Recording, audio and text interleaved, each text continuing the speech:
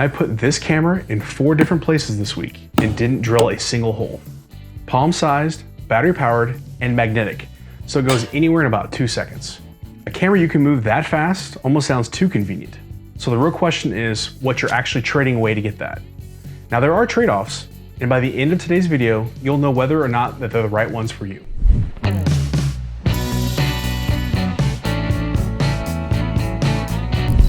Hey there neighbors, I'm Ryan the Tech Guy and welcome back to This Smart House. So I end up traveling a fair amount every year. Some of it's for my day job in product engineering, some of it's for this channel, and a few times a year it's for a TV show that I work on. They're different trips, but they have the same problem. I'm never quite comfortable leaving a room full of expensive gear behind. And when the family comes along, I like to be able to glance over at what the kids are doing in the next room. A hotel, a rental, or even some of the gear drops that we use don't really come with any of that peace of mind.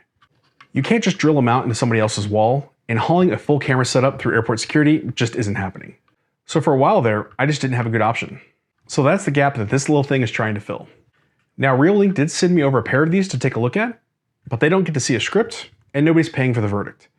So if this is the wrong camera for you, I'll let you know. So what the camera gets right is the fact that it's not designed to be permanent. Most cameras assume you own the wall that you're going to be putting it on. This one doesn't. It's only 108 grams, palm-sized, and the mount is magnetic and flexible. So it sticks to a railing, a fence post, a trailer panel, or even the metal frame of a hotel closet in about 2 seconds. So for me, that makes it 2 cameras at once. It's a travel camera that I can throw into a bag, set it up wherever I land with no tools. I actually keep mine in a little zip-up bag when I travel. And second of all, it's a renter's camera. No holes, no landlord conversation, and nothing to patch up when the lease ends. It's rated IP67, so an outdoor spot won't kill it either. And because it has the option to record locally, you can do cool things like setting up a built-in time-lapse. So I shot this one from the window in Austin over a couple of hours. And because it's a Reolink camera, there's no subscription and no cloud round trips. So just the camera and up to a 250 gigabyte micro SD card. So that's the promise, a camera that you can put anywhere fast. So how does a camera of this size run for the better part of a year? The answer is a series of deliberate choices, and the first one is a spec that most people will complain about. And that's its resolution. It's only 1080p, that's 2 megapixels. Now I hear what you're saying, in 2026, when half the cameras on the shelf are advertising 4K, that number sounds low. But I want to let you know why I don't think that's a mistake. Now with cameras, resolution really buys you 2 things. How much you can see, and how far you can zoom in before it turns into mush. With 1080p, that's plenty to see if somebody walked up to your gear, whether your kids are still in the room, or what's happening right in front of the camera. What it's not going to do is let you crop way in and read fine detail from across the parking lot. But for a camera that's watching one room or one doorway from a few feet away, that's about the right amount of resolution. And every pixel you push is battery that you don't get to keep. Which brings me to the part I think is actually clever. Under the hood, Reolink is using a new Qualcomm micro-power Wi-Fi chip. And Wi-Fi traditionally is the single hungriest thing in a battery camera. So a low-power radio plus a sensor that isn't burning energy shoving 4K frames around is a combination that gets what Reolink claims up to 9 months on a charge. Of course, that depends on how often it's triggered and what type of batteries you have in it. But the point still stands. The modest specs are the battery life. And another cool thing is that this is actually a dual-band Wi-Fi capable device. That means if you already have a faster 5 gigahertz Wi-Fi signal, you can use it. Most other battery-powered IoT devices are stuck in the 2.4 gigahertz range, which is usually pretty congested. This gives you the flexibility of both. And here's a choice I didn't expect to be talking about in 2026. It runs on replaceable AA batteries. Most battery-powered cameras ship with a sealed, rechargeable lithium-ion battery. Now that's fine at home or outdoors where you can set up a solar panel. But on the road, it's a problem. When the camera dies, you're plugging the entire camera into a wall outlet for hours before it's even useful again. Having AA batteries flips that. When the batteries run down, you can just chuck them in the bin and swap them in for new batteries, and the camera's good for months. No charger, no downtime. And you can pick up AA batteries in any airport or corner store on the market. And for something whose entire job is to work away from the home, having swappable power is exactly the right call. Just make sure you get the right type of batteries. My rechargeable nickel metal hydride batteries tend to run out a lot faster than fresh new lithium AA batteries.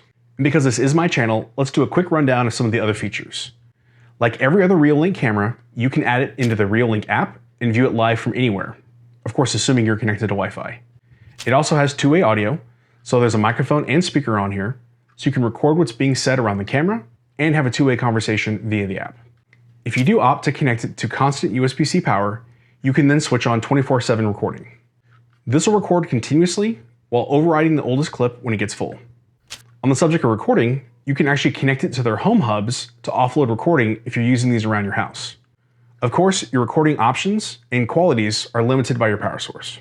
It also has the same onboard object detection as other Reolink cameras, so you can customize alerts and recording to just people, vehicles, or animals, or anything that moves in front of the camera.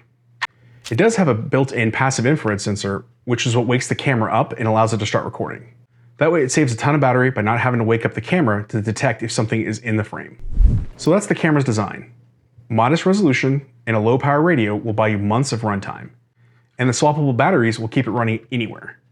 Now the one thing left is getting it onto the network that's not yours, and that's where a lot of travel cameras run into problems. So if you're going to use one of these traveling, here's a problem that nobody puts in the box. Almost every hotel, airport, and coffee shop network sets up one of these, a captive portal. This is a page where you accept the terms, punch in a room number, and click a button before you're allowed online. Most of the time you do this without even thinking about it when you check into a hotel. But of course, this camera doesn't have a browser. There's no screen to tap I agree on, so on hotel Wi-Fi, a device like this doesn't get a weak connection, it gets no connection. Now you could call up the front desk, and if they're helpful, you could give them the MAC address and have them whitelist it, but I haven't found a hotel that'll do that for me. And this is why I carry a travel router everywhere I go. I even started carrying it before I got this camera, because it helps me get all of my other devices and my kids' devices online in one go. How it works is the travel router will connect to your hotel Wi-Fi. You take your phone or your laptop, connect to the travel router's Wi-Fi, and go ahead and log in through the captive portal page. Once you do that, every device that connects to your travel router's Wi-Fi is automatically online, whether it's a phone, a VR headset, a kid's tablet, or a camera like this. And if you set it up with the same Wi-Fi credentials as you do at home, all your devices connect automatically. That's what I did on my Austin trip. I set the camera up along with my travel router, and it automatically connected to it and thought I was just sitting at my house. But of course, if you're using this camera around your house, then you can integrate it with something like Home Assistant. They've got a robust integration that allows you to pull all that sensor data out and then display it in Home Assistant and react to it. I've got a ton of Reolink cameras at home, and they're all set up with those sensors. Of course, if you're traveling and connected to a hotel Wi-Fi or using your travel router, then you'll want to use the Reolink app to check on it both in the hotel room and when you're out and about, which gives you a ton of flexibility. Not only can you record what's going on, but you can also keep an eye on it from someplace else. All right, so now let's look at who should and shouldn't buy this, because a camera this specific isn't for everyone. So let's talk about some of those trade-offs. So first of all, when you're in battery mode, it caps the frame rate at 15 frames per second. That's fine for most users. It'll get you who walked past the door, who walked into my room, who stole my camera. But for fast motion, it'll look a little choppy. This isn't a camera for setting up outside your house and capturing the whole neighborhood or a license plate of a car that drives by. But when you do put it on USB-C power, that does go up to 20 frames per second. Second of all, the motion sensor only reaches about 33 feet. So if you point it down a long driveway expecting to catch somebody at the curb, you're going to be disappointed. This is built for a room, a doorway, a small yard, and not long distances. And third, and this is a big one I hear from a lot of my community, there's no 24/7 recording on battery. It only records on motion. And it's not even an option you can turn on in the settings. So if you want this to record around the clock, you have to run it off of that USB-C power with a cable, which the entire point of this camera is to be cordless and portable.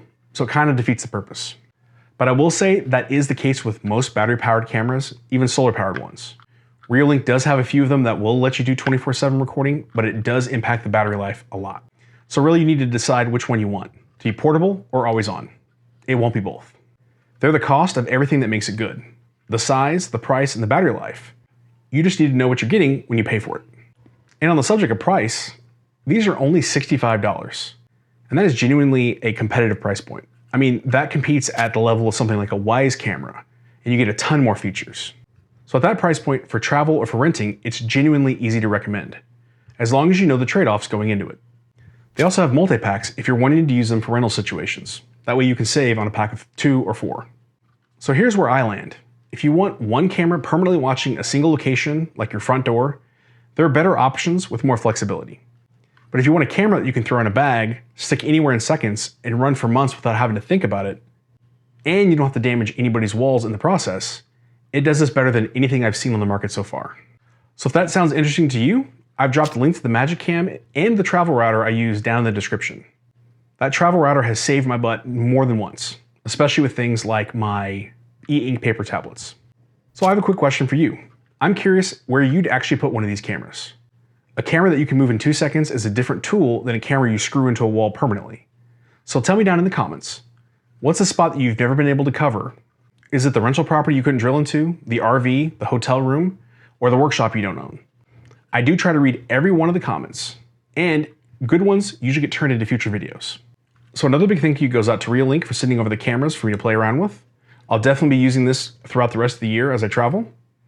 And if you're weighing this camera against the rest of Reolink's lineup, the wired ones, the solar cameras, and the high resolution models, I reviewed a ton of them already in the same honest way. There's a full playlist to all my Reolink videos right over here. Hopefully that helps you figure out which one fits your situation, not which one has the bigger spec sheet. All right, that's all for this video. I'll see you in the next one.